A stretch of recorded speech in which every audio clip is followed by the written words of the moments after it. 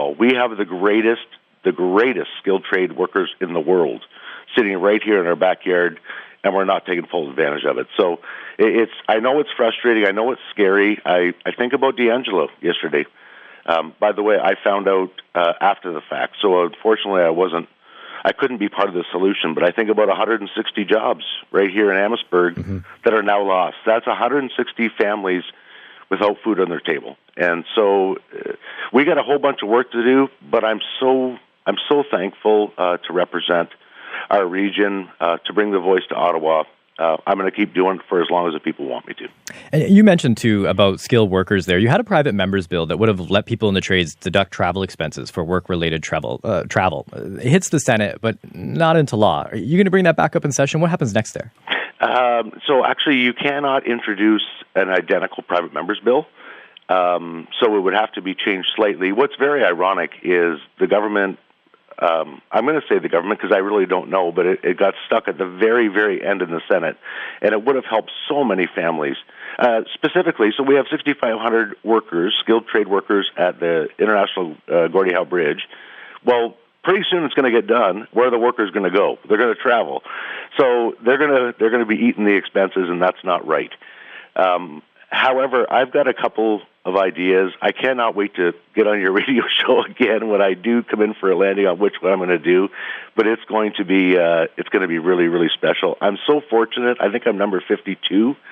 So I would imagine by next spring I'll be introducing it, and it's going to help a lot of families. Thematically there, can you give us a little tease here on what it might attach itself to? It might attach itself somewhat to writing off tax expenses. Okay, all right. I don't think I'm going to be able to get you to say more, so I appreciate that. But we'll keep an eye out on what happens next there. I really do appreciate you having me on the show. It means a lot, and thanks for all the work that you do as well. I know that you're covered just so many aspects. How you keep your eye on the ball is amazing, but you do a heck of a job. Oh, yeah, we're always eager to have you on, too. It's been something, I think, too, where folks are looking to have conversations and get a better understanding. I think maybe you find that election that we just had really activated the community and engaged people in ways that, we haven't seen. Turnout was bigger than we've seen before as well. How are you using that as momentum moving forward to make sure that people are informed, educated, and getting their voices heard or engaging with their government? I wish I had more time in the day to meet with more people, to be honest with you. I was on the phone last night till about 10:15, which is a very normal day for me. I think what makes me the happiest, Chris, is our young adults being engaged. I've never seen that before. I've been around politics for quite some time, and our young adults were completely engaged.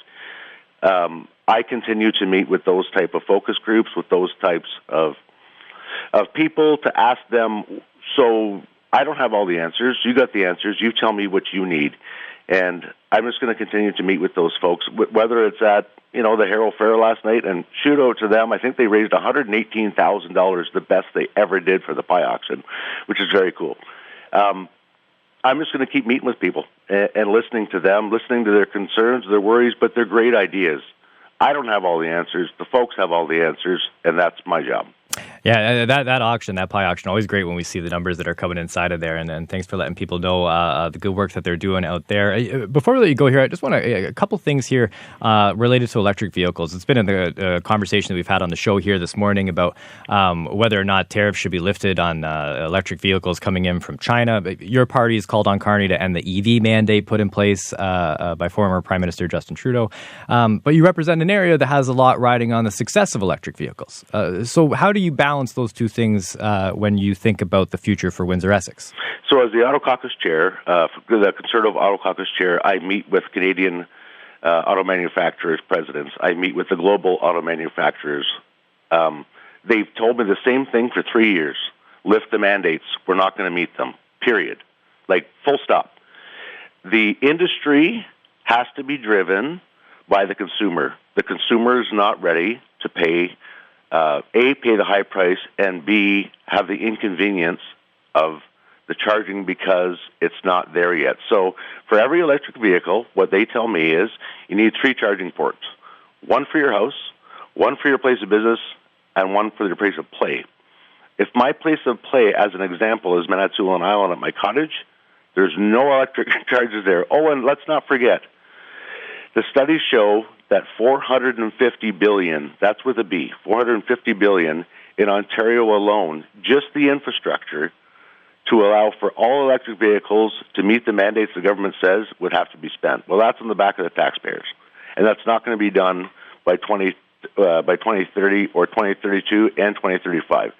So I'm not suggesting that that's not where we're heading. What I'm suggesting is the manufacturers saying we're not going to meet the mandates, so let industry drive this. Don't make the government, don't force it on us.